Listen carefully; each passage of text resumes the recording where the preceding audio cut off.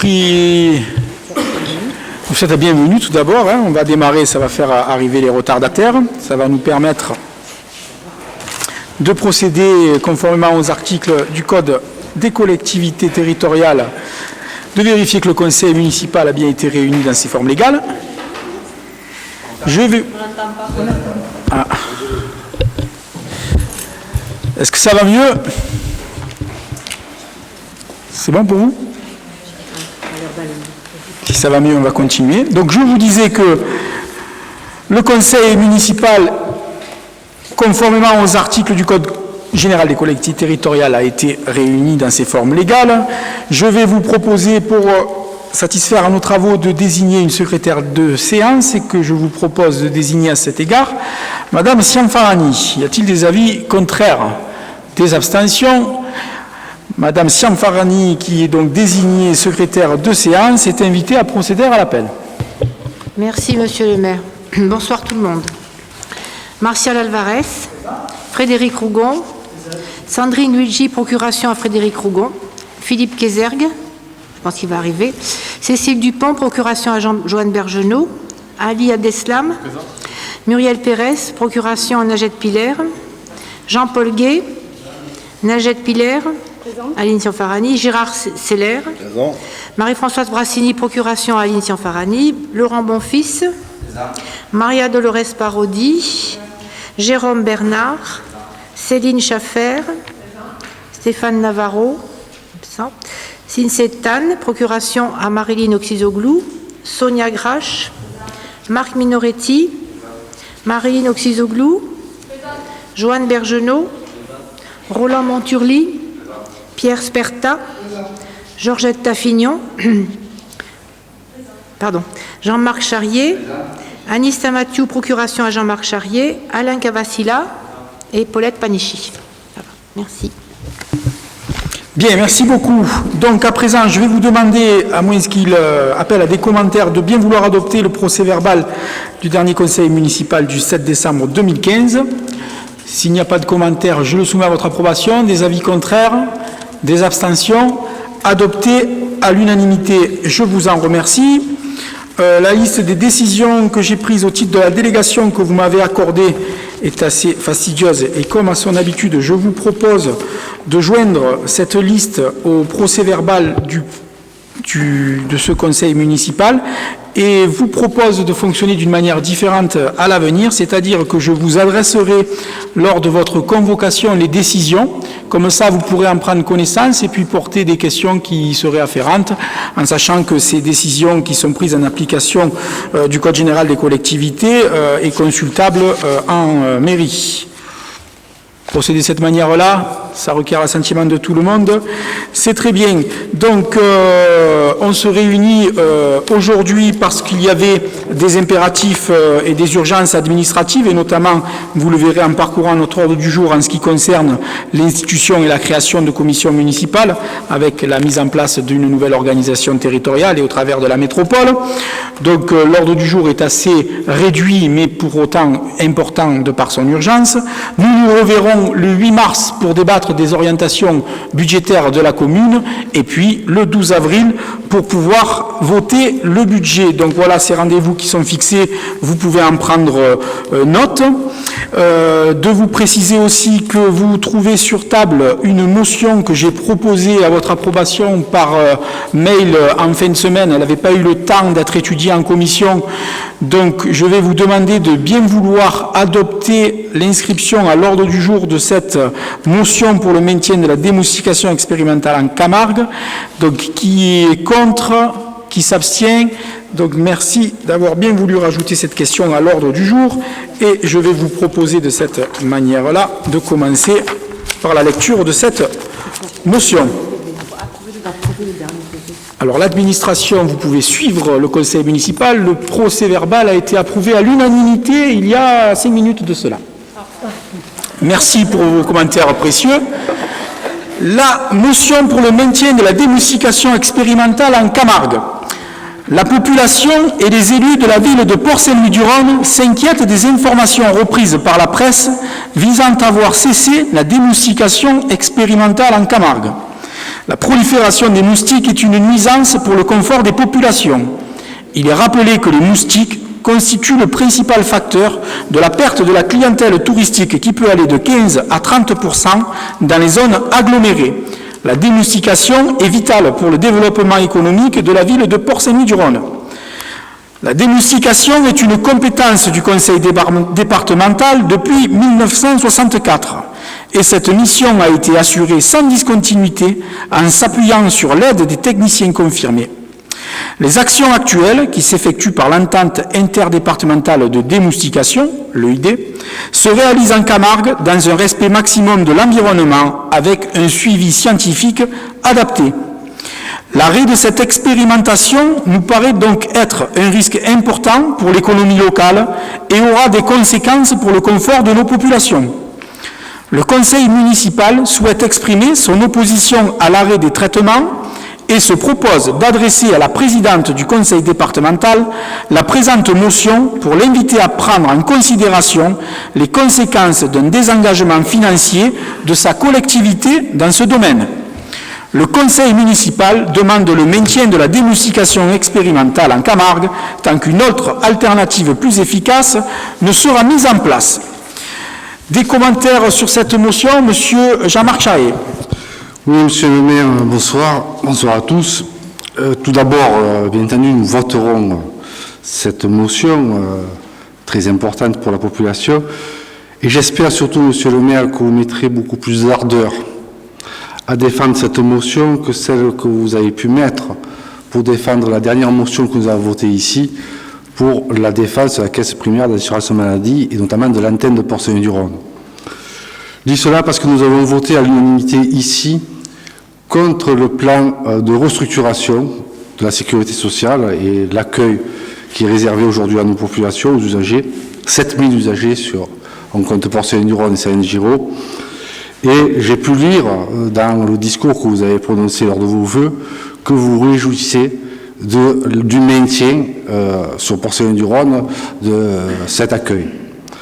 Cet accueil qui aujourd'hui est considérablement restreint, puisque il y a un an de cela, les usagers avaient un accueil toute la semaine, 5 jours sur 7, et soit 35 heures par semaine. Aujourd'hui, il n'est réduit plus qu'à une journée, et plus exactement 6 heures. 6 heures pour 7000 usagers en fonction des besoins, c'est largement insuffisant. Et je vous invite à aller à la rencontre de nos populations qui, de plus en plus, se sentent abandonnées devant le fait qu'aujourd'hui, il n'y ait pas un service rendu à la hauteur. Certes, il est du prérogative du maire de rencontrer la direction de la Caisse primaire d'assurance maladie, comme vous l'avez fait, mais je pense que nous avons, vous et moi, participé à une table ronde organisée par le député Charoux et sur laquelle nous avons demandé, dans la même voie, à ce que nos usagers puissent être respectés dans l'accueil qui leur est réservé aujourd'hui. Je dois vous dire que la population est mécontente de ce que la décision a été prise par la direction de n'avoir qu'une journée de permanence par semaine et qui n'est pas assurée lorsque l'agent est en congé. Pour revenir sur la démoustication, puisque c'est l'objet quand même de la délibération, je fais partie avec Hervé Scavetti et je pourrais associer aussi Philippe Kézergue de celles et ceux qui ont œuvré pour que la démoustication au BTI soit mise en place sur notre territoire. Nous avons vécu, je crois que c'est en septembre 2005, si ma mémoire ne fait pas défaut, un épisode particulièrement difficile pour les populations où il a fallu mettre dans les classes les enfants, ils ne pouvaient pas aller en récréation. Les activités économiques également, vous faites état de l'activité touristique, mais il y avait des activités économiques aussi qui avaient été mises en péril puisqu'il était très difficile pour les personnes qui travaillent à l'extérieur de travailler dans de bonnes conditions. Et c'est la raison pour laquelle nous avons convaincu le président Guérini à l'époque d'utiliser ce procédé, qui est un procédé biologique plus sélectif que d'épandre des produits insecticides et qui permettait d'avoir une démoustication raisonnée sur 15% du territoire du parc régional de Camargue. La décision qui est prise aujourd'hui par la nouvelle majorité du conseil départemental, qui fait suite à la disparition d'Ordina 13 ou encore de la prime de Noël, et qui justifie en tous les cas au nom d'économies financières, à mes yeux, n'est pas une bonne réponse. Vouloir appliquer des plans d'austérité sur les populations n'est pas une solution opportune, d'autant plus que quand on regarde ce que représente la démoustication sur Salins-Giraud et Porcelaine-du-Rhône à la lueur du budget du Conseil général, 700 000 euros sur 2 milliards 300 millions d'euros, cela représente 0,03% du budget du département. C'est dire si l'argument apporté aujourd'hui par la nouvelle majorité au département n'est pas l'argument juste. Je ne suis pas là pour dire qu'il faut faire des économies ça ou là, mais en tous les cas, l'intérêt de notre vie, l'intérêt de son développement passe par cette démoustication au BTI, cette démoustication qui avait un suivi scientifique voulu par le président du parc, qui était Herbus Caviti à l'époque, et qui a permis de faire la démonstration qu'il n'y avait pas d'impact majeur sur la faune dans notre territoire. Donc le seul argument aujourd'hui qu'on nous oppose, c'est une question financière. Et il nous a été avancé dans la presse, et non pas là par le département, qu'une autre solution pouvait être envisagée au travers d'appareils qui produisent du CO2. Notre commune, c'est 74 000 mètres carrés. Et un appareil permet d'absorber 60 mètres carrés. C'est-à-dire qu'il faudrait 1300 appareils pour pouvoir démoustiquer uniquement le territoire de la commune, si on s'entend, si on prend l'ensemble du territoire.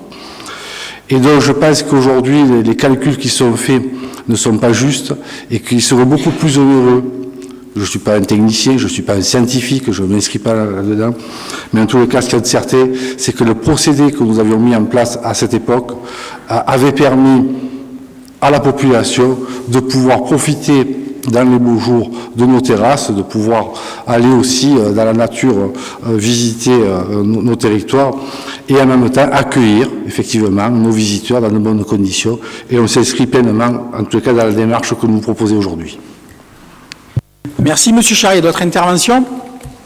Alors s'il n'y en a pas, bon, pour le préambule de vos propos, je dois vous dire, cher Jean-Marc Charrier, que ça n'honore pas votre personnage, parce que vous avez été vous-même maire et que vous savez très bien que quand nous faisons face à des mauvaises nouvelles comme cela, il est facile de croire que on aurait pu avoir et obtenir, on va dire, une satisfaction pleine et entière, et que finalement on en oublie de mesurer le fait que le maire, la conseillère départementale, les élus de l'opposition comme les élus de la majorité, mobilisés au travers d'une motion, mais mobilisés au travers des diverses interventions que chacun ait pu amener, alors que ce soit au cours de cette table ronde auquel Gabi Charroux, député de la circonscription, m'a gentiment invité, et où nous avons, avec le maire de Port-de-Bouc et les conseillers départementaux des territoires concernés, pu échanger avec la direction, mais bon, sans avoir comme interlocuteur principal et les services de l'État, puisque l'idée c'était d'interpeller les services de l'État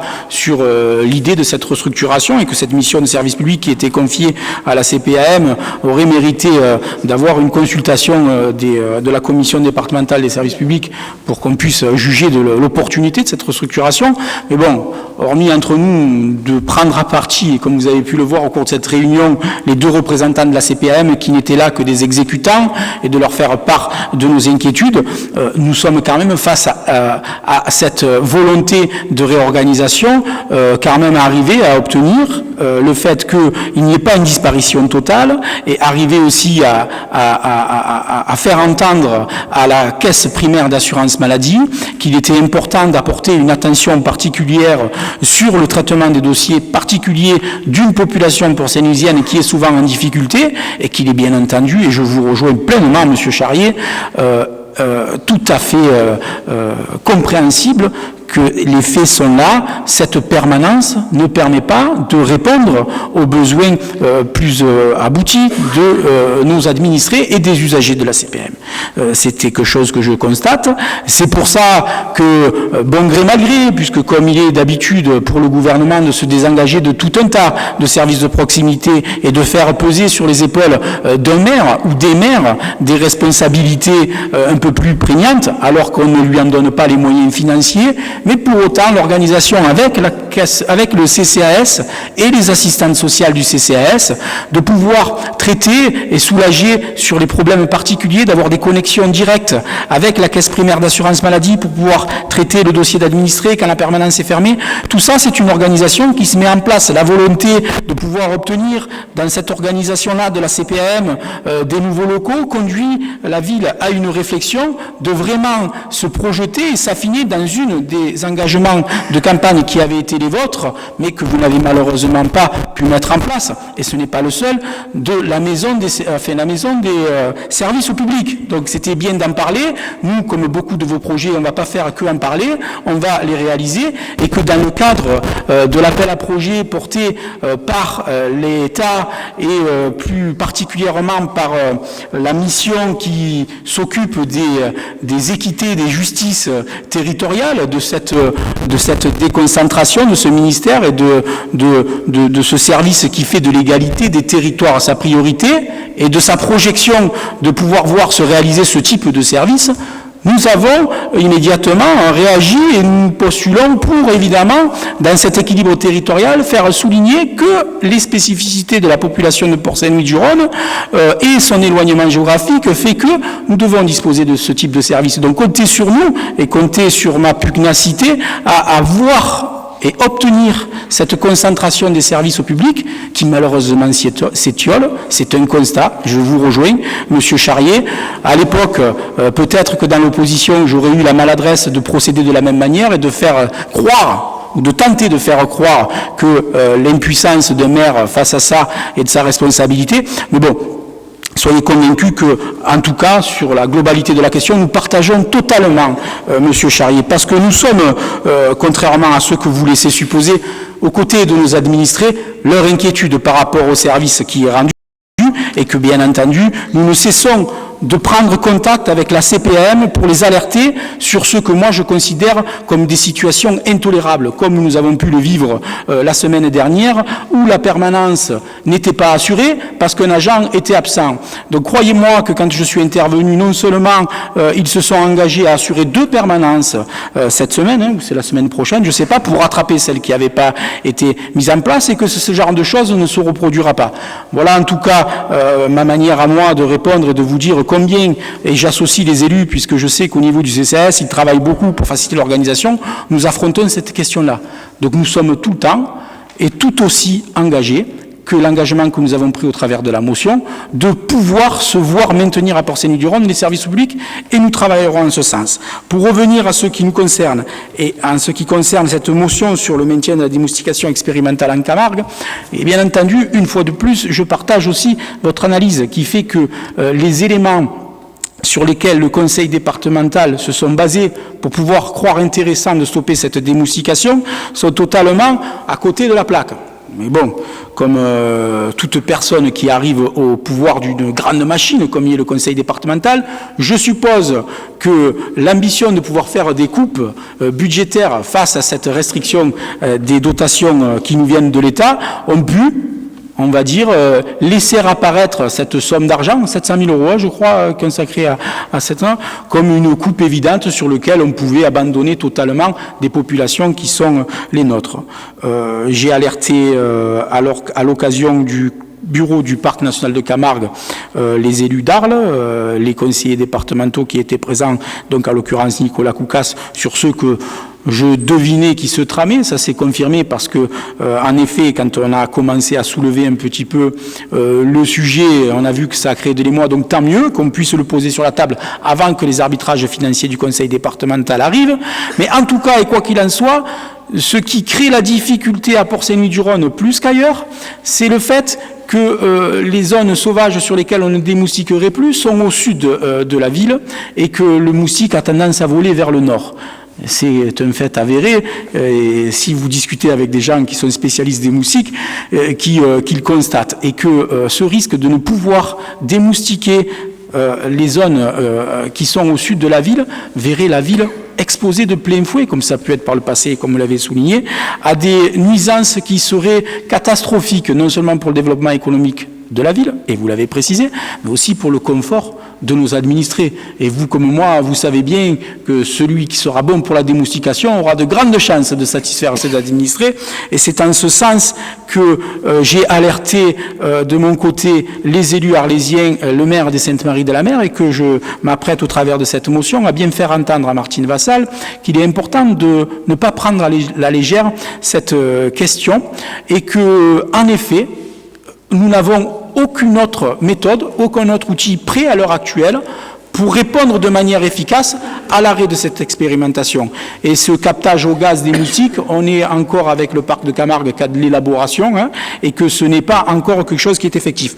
Donc c'est de manière très ferme que je souhaite, au travers de cette motion, exprimer et alerter les responsables du conseil départemental pour qu'ils puissent, lors des arbitrages financiers, maintenir cette enveloppe, non seulement pour le confort de nos populations, mais surtout pour poursuivre ce que nous avons entrepris avec le parc naturel régional de Camargue, c'est-à-dire le suivi scientifique et pouvoir répondre d'une autre manière, encore plus écologique si ça s'avérait nécessaire, ou encore plus efficace à cette problématique liée aux moustiques.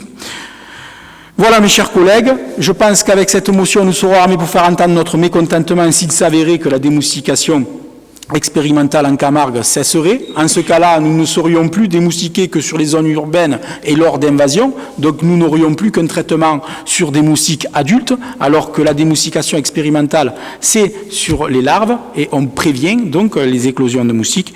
Voilà, avec cette motion, mes chers collègues, le moyen de faire entendre notre inquiétude, notre mécontentement auprès du conseil départemental, et comptez sur moi pour, comme j'ai pu le faire en détectant, avant que ça soit trop tard, ce qui se tramait, continuer à porter dans les instances concernées les soucis du quotidien de mes et de nos administrés.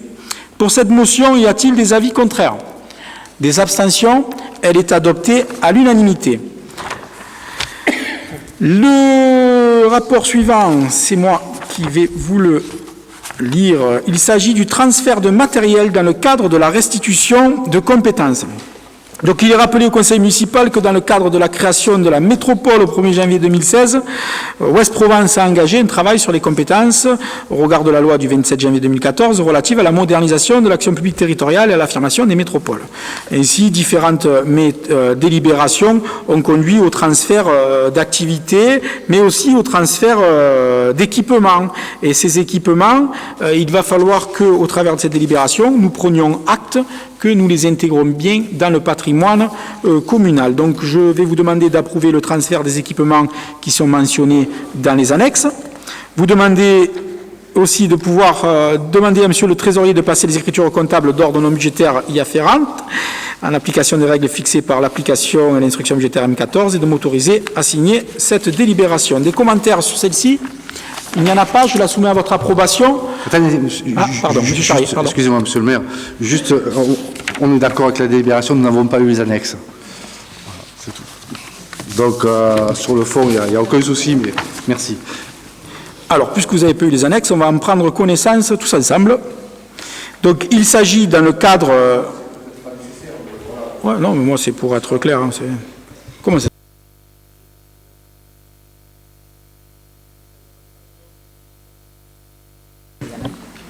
Je peux soumettre à l'approbation donc des débroussailleuses, des tronçonneuses, des véhicules afférents au service et une machine de plage, puisque maintenant c'est la ville qui va s'occuper de nettoyer la plage.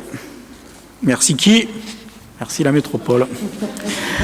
Alors, des avis contraires, des abstentions, adoptés à l'unanimité. Le rapport suivant, monsieur Bergenot. Bonsoir. Donc avance sur subvention communale au profit de l'association Tennis Club Port-Saint-Louis. Donc la loi permet aux communes de verser aux associations avant le vote du budget primitif des avances sur subvention quand leur trésorerie ne leur permet pas de faire face à toutes les dépenses. Lors de sa séance du 7 décembre 2015, le conseil municipal a accordé par délibération numéro 2015-103 une avance sur la subvention 2016 à 9 associations qui avaient sollicité la ville. Depuis, le tennis club Port-Saint-Louis du Rhône a demandé à la ville le versement d'une avance sur subvention pour pouvoir couvrir le paiement des frais de salaire de ses 2 employés. Cette avance ne peut excéder 50% de la subvention versée l'année précédente. Vu la demande formulée par une association, il est proposé au conseil municipal d'accorder une avance sur subvention afin de permettre la continuité du fonctionnement de la dite association dans les conditions ci-après, donc une avance sur subvention 2016 de 4 850 € qui correspond à 50% de la subvention versée en 2015 de 9 700 €. De préciser que cette avance sera déduite de la subvention qui sera accordée à la dite association au titre du budget 2016 et de noter que les crédits nécessaires seront inscrits au budget communal. Merci Monsieur Bergenot. Cette délibération, des commentaires, on va la soumettre au vote. Des avis contraires, des abstentions adoptées à l'unanimité. Le rapport suivant, il s'agit de l'adoption et de la signature du règlement de fonctionnement pour les activités enfance et jeunesse. Monsieur Abdeslam. Bonsoir à toutes et à tous. Adoption et signature du règlement de fonctionnement pour les activités enfance et jeunesse. La ville de Port-Saint-Louis-du-Rhône organise en temps péri et extrascolaire différents accueils de loisirs avec ou sans hébergement en direction des enfants et des jeunes. Le dispositif périscolaire, le centre de loisirs le mercredi après-midi, le foyer jeune, les activités et les séjours pendant toutes les vacances scolaires. Ce sont des lieux d'accueil, de découverte, de rencontres, d'échanges et de jeux favorisant l'épanouissement de l'enfant dans le respect des règles fondamentales de la vie en société. Ces différents accueils font partie du projet éducatif territorial, PEDT, dont la ville s'est dotée en 2015, qui fixe les grandes orientations de sa politique en faveur de l'enfance et de la jeunesse, notamment le développement d'activités éducatives. Dans le cadre de chaque accueil de loisirs, est mis en place un projet pédagogique qui répond aux orientations du PEDT. À partir du projet pédagogique, l'équipe d'animation de l'accueil de loisirs propose des projets d'animation et des plannings d'activités artistiques, manuels, grands jeux, chants, journées à thème, sorties, etc., affichés dans la structure d'accueil. Afin d'accueillir au mieux les enfants, il est important de déterminer les règles de fonctionnement des différents accueils de loisirs de la ville en mettant en place un règlement. Ce règlement doit permettre de définir les conditions générales d'accueil et le fonctionnement général pour les accueils avec les périodes et horaires d'accueil, la prise en charge des enfants, les modalités d'inscription et la tarification, les grands principes de santé, d'hygiène et de sécurité, la discipline et les règles de vie, les assurances et le droit à l'image. Une fois adopté, il sera mis pour signature à chaque parent lors de l'inscription de leur enfant. Il est proposé donc au conseil municipal d'approuver la mise en œuvre du règlement de fonctionnement enfance-jeunesse joint en annexe, d'autoriser Monsieur le maire à signer le règlement de fonctionnement enfance-jeunesse. Merci Monsieur Abdeslam. Des commentaires sur cette délibération? Donc voilà, il s'agit de mettre en place ce règlement intérieur qui n'existait pas et qui facilitera et qui régira le bon fonctionnement de l'ensemble des activités de qualité portées par le service enfance et jeunesse. Des avis contraires, des abstentions adoptées à l'unanimité. Monsieur Abdeslam, veuillez rapporter le rapport suivant. Il s'agit de la modification du tarif horaire de l'accueil occasionnel du multi-accueil collectif Les Moussaillons. Quelle belle réalisation. La ville souhaite, dans un souci d'harmonisation, que l'ensemble des tarifs pratiqués pour les activités mises en place en direction des enfants et des jeunes tiennent compte des ressources des familles. Jusqu'à présent, les tarifs d'accueil des enfants du multi-accueil collectif MAC municipal étaient calculés ainsi. Un montant horaire forfaitaire pour l'accueil occasionnel, voté chaque année en conseil municipal. Un tarif horaire calculé sur la base des ressources des familles, à partir du barème de la CAF pour l'accueil régulier. Afin de mettre en cohérence ces tarifs, il est proposé une modification des tarifs concernant l'accueil occasionnel, afin qu'ils soient calculés selon les ressources des familles. Cette modification répond également aux prescriptions de la caisse d'allocation familiale. L'accueil est dit occasionnel lorsque les besoins connus à l'avance sont ponctuels et ne sont pas récurrents. L'enfant, déjà connu de l'établissement, y est inscrit et l'a fréquenté, nécessite un accueil pour une durée limitée et ne se renouvelant pas à un rythme régulier. En cas d'accueil occasionnel, la signature d'un contrat d'accueil n'est pas nécessaire, mais l'enfant doit être inscrit dans l'établissement. Le tarif horaire concernant l'accueil occasionnel a été fixé dans la délibération numéro 2015-100 à 1,50 €. Ce tarif doit donc être modifié selon le calcul suivant. Revenu mensuel de la famille multiplié par le taux d'effort égale le tarif horaire. On entend par taux d'effort la modulation en fonction du nombre d'enfants à charge dans la famille au sens des prestations familiales. La présence dans la famille d'un enfant en situation de handicap, bénéficiaire de l'allocation d'éducation de l'enfant handicapé, ouvre droit au tarif immédiatement inférieur, qu'il soit ou non accueilli dans la structure. Il est donc proposé au conseil municipal d'approuver cette modification de tarif pour l'accueil occasionnel des enfants au MAC Les Moussaillons, de modifier la délibération numéro 2015-100 relative au tarif des services publics communaux, et sa grille tarifaire, partie 8, régime unique, de modifier le règlement de fonctionnement du MAC Les Moussaillons et sa partie 8 relative au mode de calcul de la participation familiale. Merci, M. Veslam. Donc, des commentaires à cette délibération. Bon, on répond, hein, vous l'avez bien vu, aux prescriptions de la CAF aussi. Donc, voilà pourquoi nous vous la proposons. Des avis contraires, des abstentions, adoptées à l'unanimité. La délibération suivante sera rapportée par M. Seller. Il s'agit de la création des commissions communales pour la sécurité contre les risques d'incendie et de panique dans les établissements recevant du public, ainsi que celle pour l'accessibilité des personnes handicapées dans les établissements recevant du public. Donc voilà pourquoi nous avions été obligés avant le 1er mars d'avancer cette date et ce conseil municipal, de préciser à l'administration et à vous, chers collègues, que je souhaiterais modifier l'intitulé de cette délibération, parce que pour moi, sur cette question-là, il ne s'agit pas d'une création, mais d'une institution. Après, on parlera de création, puisque après, c'est vraiment le conseil municipal qui crée, mais là, c'est le préfet qui nous demande d'instituer. Donc, on va modifier juste le titre, M. Seller, en remplaçant création des commissions communales par institution des commissions communales, et puis je vous laisse le soin de la rapporter. Merci. Merci, Monsieur le maire. Bonsoir à tous. Le 1er janvier 2016, le SAN Ouest-Provence a cédé sa place à la métropole ex-Marseille-Provence. Ce dernier exerçait la compétence de contrôle de la sécurité dans les établissements recevant du public, ainsi que le contrôle de l'accessibilité des personnes handicapées dans ces mêmes établissements. Ces dernières ont donc disparu avec lui. Le Code de la construction et de l'habitation, dans son article R. 111-1930, dispose: le préfet peut, après avis conforme de la commission départementale, créer des commissions d'accessibilité d'arrondissement, intercommunales ou communales, ayant les mêmes compétences territoriales que les commissions prévues à l'article R. 123-38. Les commissions ainsi créées exercent dans leur ressort territorial leurs attributions sur délégation de la commission départementale.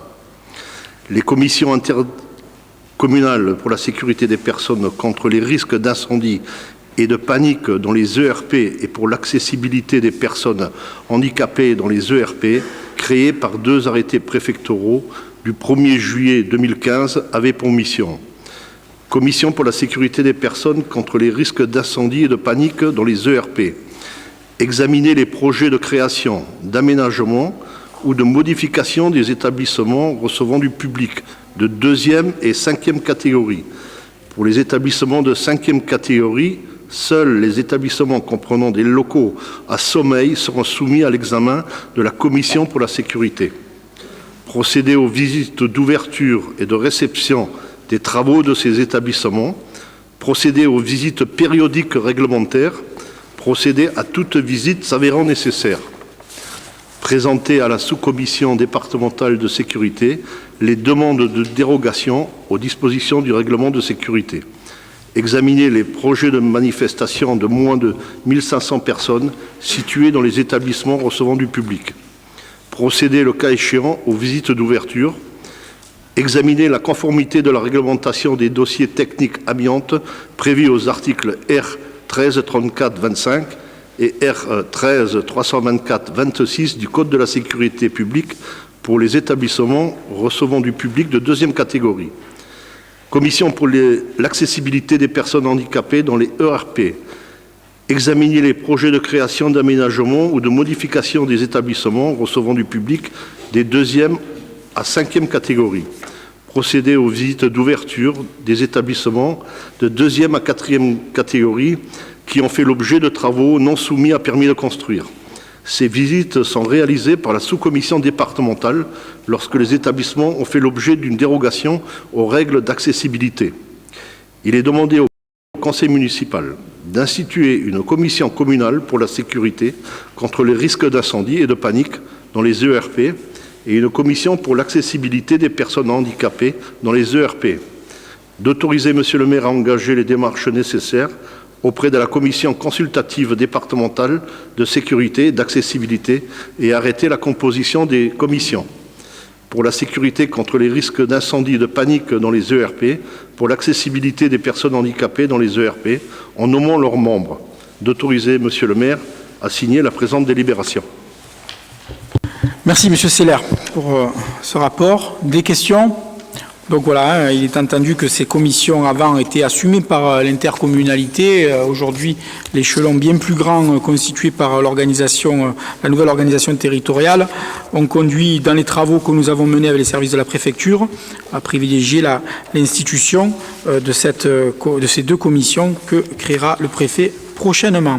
Des avis contraires à cette délibération, des abstentions, adoptées à l'unanimité.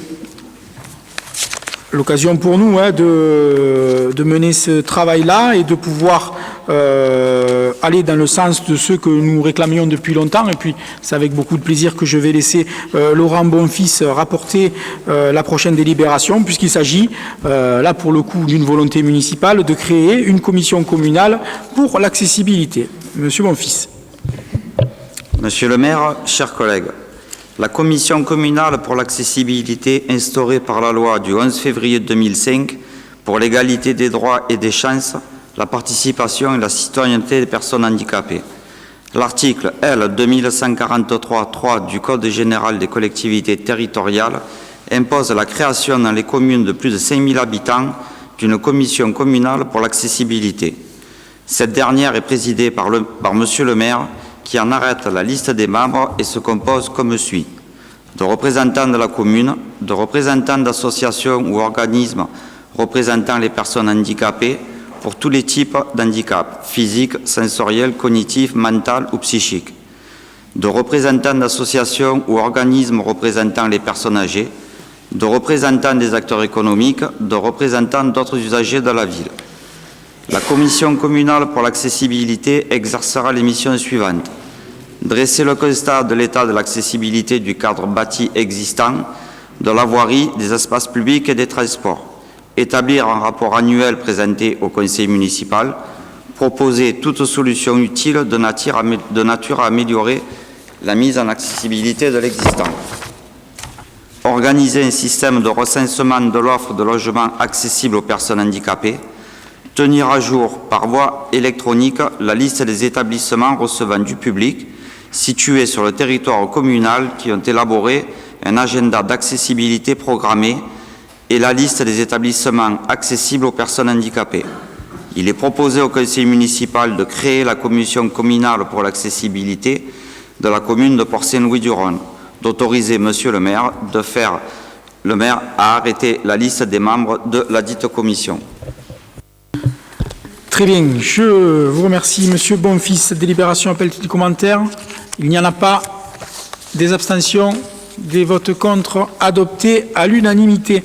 Le rapport suivant sera rapporté par Monsieur Kézergue. Il s'agit de la création de droits de voirie pour occupation du domaine public communal. Monsieur le maire, mes chers collègues, conformément à l'article 2125-4 du Code général de la propriété des personnes publiques, qui stipule la redevance due pour l'occupation ou l'utilisation du domaine public par le bénéficiaire d'une autorisation est payable d'avance. Il est nécessaire d'instituer de nouveaux droits de voirie et de facturer les redevances d'occupation du domaine public. Par principe, les droits de voirie sont dus pour toute installation pour travaux intéressant la voie publique, de quelque nature que ce soit. Ils sont dus pour l'ensemble des installations en vue desquelles les propriétaires ou entrepreneurs ou leurs ayants droit auront, de leur propre initiative, demandé et obtenu une autorisation de voirie. Les droits de voirie pour une entreprise de chantier seront établis à la mensuration sur présentation d'un plan ou d'un croquis côté d'implantation. Ils seront comptés par nombre entier de mètres carrés, une fraction quelconque étant considérée pour une unité. Les droits de voirie pour une remise à disposition d'emplacement de stationnement en vertu de l'application de l'article L. 123.1.12 du Code de l'urbanisme seront établis à la place entière dans le cadre d'une concession à long terme. L'instruction des demandes se fera à titre onéreux, à l'exception des demandes émanant de la métropole, des prestataires et concessionnaires de la ville, des associations locales organisant des manifestations culturelles, sportives ou festives sur le domaine public communal. Les droits de voirie sont dus par avance en une seule fois dès l'établissement de l'autorisation. Il ne sera procédé à aucun remboursement lors même que la permission délivrée ne serait pas suivie d'exécution. Le droit fixe sera perçu de nouveau dans tous les cas où la péremption de la permission délivrée rendrait nécessaire son renouvellement. Les droits de voirie sont à régler par chèque à l'ordre du Trésor public à réception du titre de recette émis par la commune. Les occupants sans titre du domaine public sont redevables d'une pénalité égale au double de la redevance due, sans préjudice des contraventions qui pourraient être dressées et de leur expulsion. Il est donc proposé au conseil municipal d'appliquer les dispositions tarifaires suivantes. Droit de voirie concernant une occupation temporaire du domaine public, droit fixe perçu lors de la délivrance d'une autorisation d'occupation temporaire du domaine public, selon le tableau annexé, d'autoriser Monsieur le maire à signer tous les documents nécessaires à la perception de ceux-ci, d'inscrire les recettes correspondantes au budget de la commune au titre des exercices concernés, compte 70 321, fonction 822. Merci, Monsieur Kézergue. Des commentaires sur cette délibération? Monsieur Charrier? Oui, Monsieur le maire, sur la forme déjà, je suis assez surpris, vu le fait que l'on crée là une redevance nouvelle qu'il n'y ait pas eu, et donc des recettes nouvelles pour la commune, qu'il n'y ait pas eu de commission des finances sur cette délibération. Donc je suis assez... Est-ce qu'on ne s'expose pas là à des recours éventuels? Pas de notre part, mais de ceux qui seraient amenés à... C'est une question technique, ce n'est pas une question politique, vous l'avez bien compris. L'autre question, là, sur le fond, si on en croit cette délibération, cela peut supposer que des citoyens, des usagers de Port-Saint-Nuron puissent louer une place publique à long terme et privatiser l'espace public, ou c'est uniquement en cas de travaux. Parce que l'inquiétude qui est la nôtre, c'est de voir les demandes, et vous avez certainement dû en avoir, comme nous en avons eu nous par le passé, des personnes qui demandent à avoir l'emplacement de devant leur domicile ou autre, et avoir ce type de demande. Est-ce qu'on inscrit là, cette démarche-là, de privatiser, entre guillemets, moyennant redevance, les places de stationnement public, ou est-ce que c'est uniquement en cas de travaux ou pour une entreprise qui a besoin d'un espace public devant son magasin ou son atelier? Bien, merci Monsieur Charrier. Donc, à question technique, réponse technique. Donc, cette délibération a été étudiée dans le cadre de la commission Travaux, Urbanisme, Accessibilité. Donc là, je me retourne vers l'administration. Est-ce qu'il y a une nature particulière par rapport à la question soulevée par Jean-Marc Charrier, le fait qu'elle n'ait pas été étudiée dans le cadre de la commission des finances, le problème de fond qui pose des problèmes de nature à compromettre la décision du conseil municipal? C'est pas obligatoire, on me dit. Donc, dire, on est vraiment sur une ordre technique, et je ne le prends pas comme une question politique, parce que vous avez bien entendu, on l'a soumis en commission de travaux et urbanisme, parce que pour nous, elle révélait plutôt des questions précises en termes de réponses sur les interrogations qui sont les vôtres. Et d'ailleurs, les questions que vous posez montrent bien que le sens de la délibération n'a pas bien été interprété par la personne qui a donc pris connaissance en commission de la création de cette délibération. Donc ces questions avaient été posées en commission, Monsieur Cavassilas? C'est vous qui étiez en commission, non? Tout à fait, Monsieur le maire. Les questions ont été posées, mais dans la formulation, effectivement, on peut retrouver un doute sur cet aspect-là. Et donc, avec un usage, comme l'a dit Monsieur Charrier, où on pourrait imaginer que ces places soient attribuées non pas uniquement pour une entreprise, mais aussi pour un particulier. Très bien. Bon. Alors, deux choses, parce que là, on parle que de place, alors qu'il y a l'occupation surtout d'emprise de chantier. C'est vraiment de cette nature-là que révélait un petit peu le sens de cette délibération. Mais en effet, il y a une confusion entre ce qui est régi par le droit de l'urbanisme, je ne sais pas comment l'exprimer, mon cher premier adjoint, qui fait face à ces questions de manière régulière. Il n'y a pas la possibilité pour un administré de s'adresser à moi et de me demander de réserver un emplacement sur le domaine public. Cette délibération, elle ne précise pas, elle n'ouvre pas ces droits-là. Cette délibération, elle peut prendre l'exemple d'une demande particulière dans le cadre de la modification d'un permis de construire, de l'installation d'une société qui verrait être obligée, dans le cadre de son activité, à avoir des places. Uniquement Et voilà comment se régule ce cas particulier sur ces droits de stationnement et la manière avec laquelle nous avons pris cette délibération-là pour ouvrir cette opportunité, si jamais il s'avère nécessaire de la prendre. Donc ne vous inquiétez pas là-dessus. Le droit de l'urbanisme fixe des cadres et des règles à laquelle nous ne déroberons pas et n'ouvre pas donc cette possibilité de pouvoir occuper de manière récurrente en demandant auprès du maire une possibilité d'occuper une domaine public. C'est dans un cadre très particulier. Répondu à vos interrogations, je peux la soumettre à votre approbation. Des avis contraires? Des abstentions? À l'unanimité, je vous en remercie. Le rapport suivant, qui est le dernier, Monsieur Seller. Merci, Monsieur le maire. Alors, adhésion au CIPRE. Dans le cadre des articles L2211-1 du Code général des collectivités territoriales qui donne au maire des responsabilités de police administrative, incluant la sécurité, et L125-2 du Code de l'environnement, introduisant l'obligation pour le maire d'informer la population sur les risques majeurs et les mesures de sauvegarde qui la concernent.